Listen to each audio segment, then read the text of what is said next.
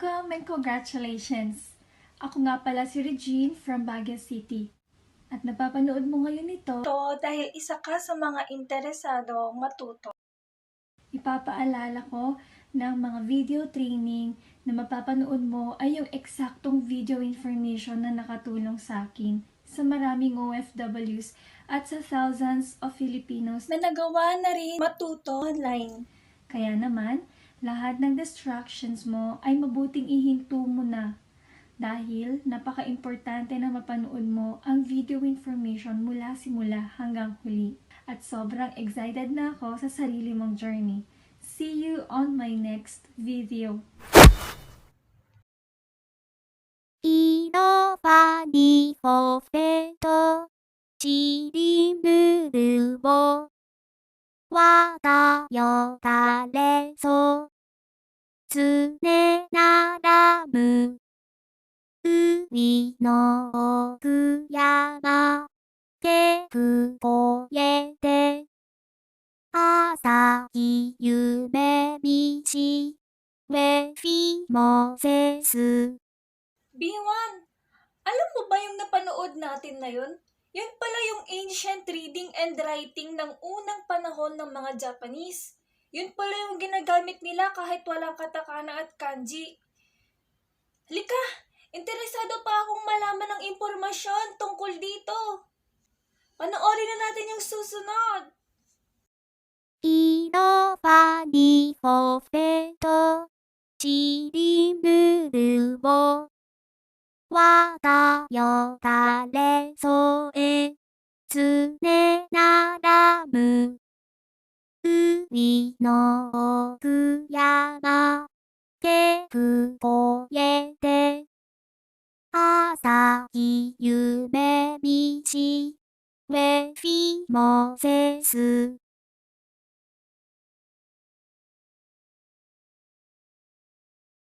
いろはにほえとちりむるをわがよだれぞえつねならむ海の奥山けくこえて朝日夢道えひもぜす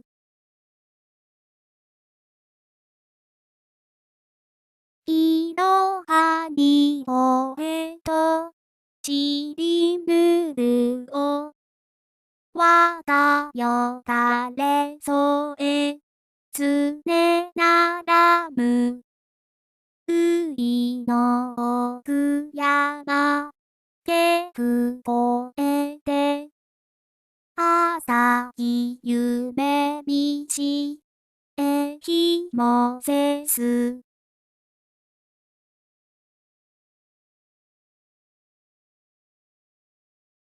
ひらはにおえとちりぬるをわがよだれぞえつねならんういの奥山今日越えて朝日夢道酔いもせず今日ひらはにおえとちりぬるをわがよだれぞえつねならんういの奥山今日越えて朝日夢道酔いもせず今日 Salamat po, Sensei, dahil aware na kami kung ano ang ginagamit na Japanese characters noong unang panahon. Ngayon, sisimulan natin sa hiragana. Ito ang pinakapangunahing lengguwahe na kanilang ginagamit noon magpasa hanggang ngayon. Ito ang first series, pangunahing serye. Okay? Ang katumbas nito sa Pilipinas ay ang lengguwaheng Tagalog na primary language natin. Bakit po may katakana at kanji? Dahil marami na ang banyagang pumapasok dito sa bansang Japan. Kaya naman, Unti-unti na rin ina-adapt ng mga Japanese ang style ng mga banyaga, lalo na sa pagsusulat at pagbabasa. Ginagamit ang katakana sa pagsusulat ng pangalan ng mga banyaga at sa pagsusulat ng na-adapt nilang salita galing sa mga banyaga. Halimbawa nito, katakana ng Egypt, Egypto.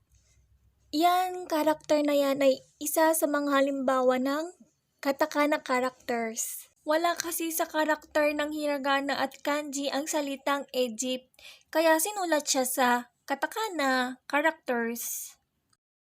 Ang kanji characters naman ay ginagamit sa mga pangalan ng totoong Japanese, native Japanese. Kung may nababasa ka na isa siyang Japanese pero nakasulat yung pangalan niya sa hiragana or katakana, okay lang yun. Pwede nilang gawin lahat ng gusto nila sa pagsusulat, lalo na kung Japanese siya. Pero dun ulit tayo sa standard, no? Ang standard writing ng mga pangalan ng native Japanese ay naka-kanji. Eto, share ko din yung mga famous family name ng native Japanese. Meron silang top 1 hanggang top 100, pero ang ibibigay ko lang na example ay hanggang top 10 na famous native Japanese nicknames, family names.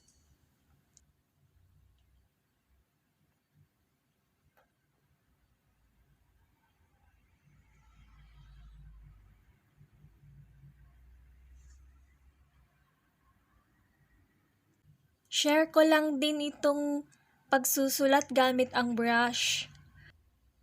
Ang sinusulat niya dyan ay yung mga famous family name.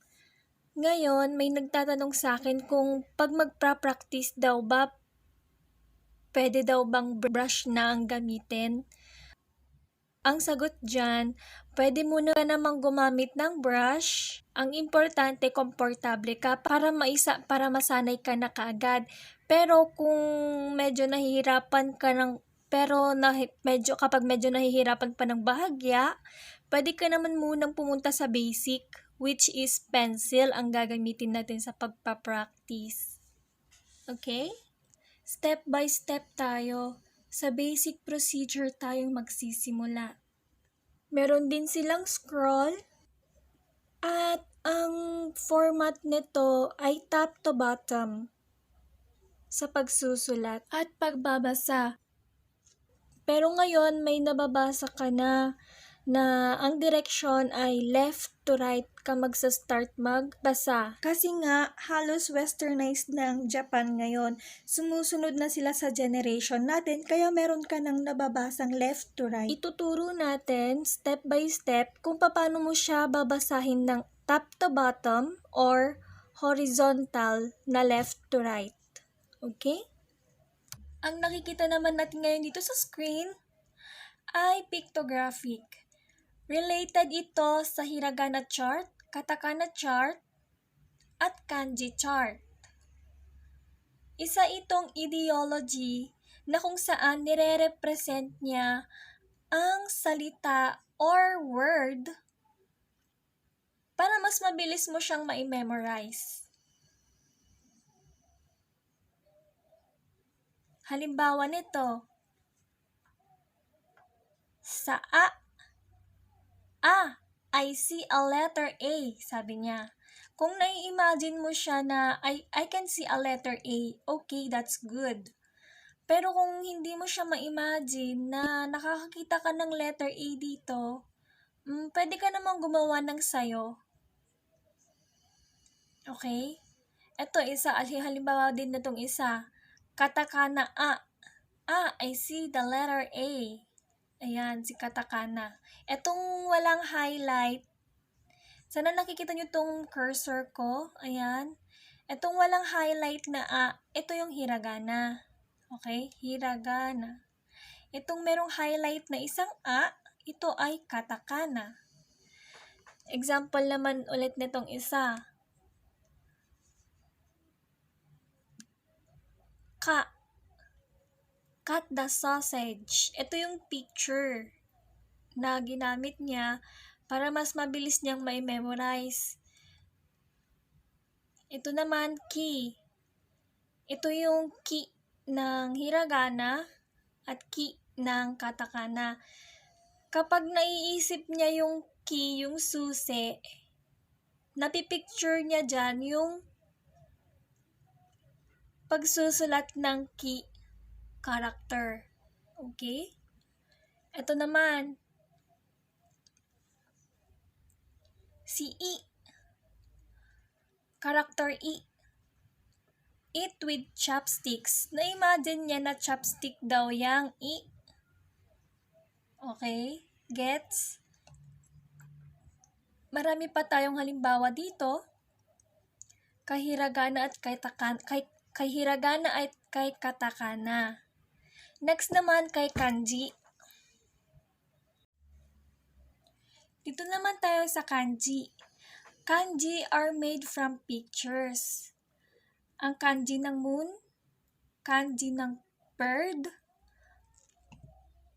kanji ng sun, kanji ng rain, kanji ng tree, kanji ng river, kanji ng kamay, kanji ng mata, kanji ng tenga, kanji ng bibig,